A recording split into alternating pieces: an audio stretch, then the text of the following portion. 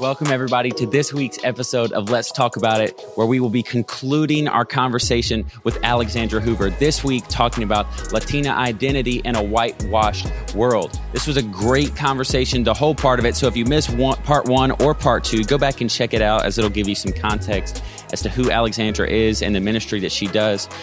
We are very excited for this part specifically. So like this video, subscribe to our channel if you haven't already, share the video with a friend who needs to hear it, and be ready to receive what God has for you. Let's talk about it. Latina identity in a whitewashed culture, or a whitewashed world.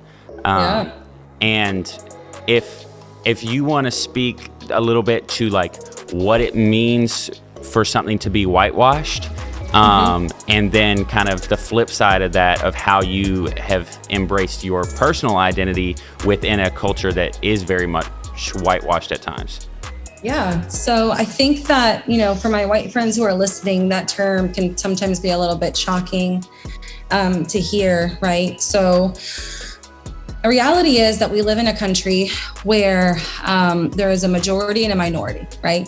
And so when you look at the majority of people, the majority of culture, the majority of how things are ran, whether it be systematically, and or even through our culture, entertainment, et cetera, white women, particularly in our space, even in like the Christian world space, I'll be honest, have always been the ones who have had more space and or more opportunity because of their whiteness. And so whitewashed just means that it is sometimes more comfortable to become more like my white brothers and sisters than to embrace my Latina-ness, right? And show up as myself with my, not just brown skin, but with my personality, with my culture, with my taste buds, with my experiences, right? And so it's almost asking you to change the way that you are intrinsically so that you can fit in better into someone's space, culture, environment, team, etc. I think for me, and I'm still kind of walking through this as a woman, as a Latina woman, it's all an identity. It's all an identity issue. It's identity work. I talk about it a lot. I think that if I embrace my Latina-ness because because God gave it to me as a gift, it's an experience. It's a way that I'm able to connect and be a bridge for my Venezuelan family, my Hispanic brothers and sisters, but also my Black and white and Asian and Indian and et cetera. God gives us our ethnicities as a gift with our own experiences because every nation, tribe, and tongue. Absolutely. And for me to deny that, right, to deny that who God's gifted me to be is intrinsically wrong because I'd like to be more white because of a whitewashed country, world, et cetera. Y'all, that's like sinful.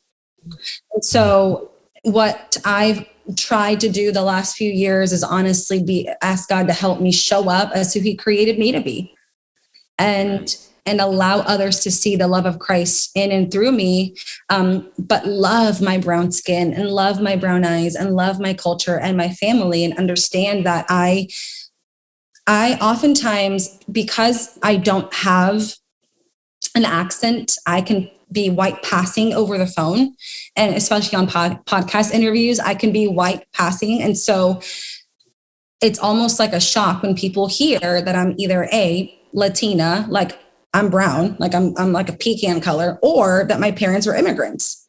Yeah. And it's almost like if had they not known that my parents were immigrants or that I was like a pecan color, it would probably change the way they hear me. And that's just the reality of it. Yeah. But when people find out that my parents were immigrants, it softens their heart because proximity breeds vulnerability.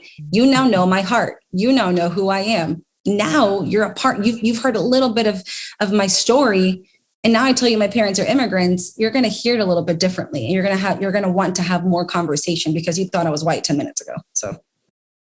Mm-hmm. That's so good. I love that. One of my phrases the last 14 months or so was proximity changes perspective. And if we get to Revelation and every nation, tribe, and tongue are around the throne, that means we walk into heaven, or, however. I just did a paper on intermediate state, and all kinds of stuff. But, when we walk into heaven, we're walking with our ethnicity. We are not colorblind. I can't think of a more offensive term, because God creates, we're color blessed. God created us to look how he wants us to look. And it's, as the word you've been using the whole segment, it's intentional. Yeah. And if the church's expression of Christ in the earth and God's intention was multi-ethnic, then who are we to do anything less? And to work, we must work hard to make sure that we are representing God's heart in the earth. And that is to value others, to get close to others, to see things different, to listen more than we speak, in particular for people who look like me in a country where it weighs heavier. It's to deny history, to think anything different, that our country's going to look. So when I recently wrote, I got myself into all kinds of conversations the last year about this stuff, but I recently wrote a paper, The Theological Foundation for the Multi-Ethnic Church, and it was to end Kēvin and I are in a systematic theology class through Midwestern. And it was, I thought I was going to go after that topic one way, and I tried and I did, but biblically speaking, to unpack from Genesis to Revelation what that meant was, and I don't even have time to get into it, but it was such a beautiful picture where, anybody who had listened to me, I'm like, we are supposed to be, the rainbow on earth. And if you're not, you're going to hate heaven. I'm not sure what you think who you're singing with up there, because I hope that I can sing and dance different than I can here. Yeah. So I think it's beautiful, and it's important for that to lead in our conversation as Christians in the earth. Yeah, I want to say I appreciate it, because, I'm part of the minority as well, but there's no unilateral minority experience. We got similarities, but it's just as important for me to hear, your perspective and your experience as it is for the majority, because I need to make sure that I'm not even having my own blinders that say, oh, it's all about me because I'm Black. It's only about, the Black experience. And so I appreciate kind of that, your insight and your transparency and vulnerability there, because it's important for, again, to love our neighbor. You share into the experiences with, you share in the sufferings with, and I appreciate that. Thank you so much again, Alexandra, for all the wisdom you have imparted to us, shared with us throughout these last few weeks and these last few episodes of Let's Talk About It. We're so grateful for who you are, the family that you lead, the ministry that you live out. So again, all of Alexandra's social links are in the description of this video. Be sure to go maybe order a book that she's written, a Bible study that she's done. Check out her on social media as well. And join us back next week for another episode of Let's Talk About It.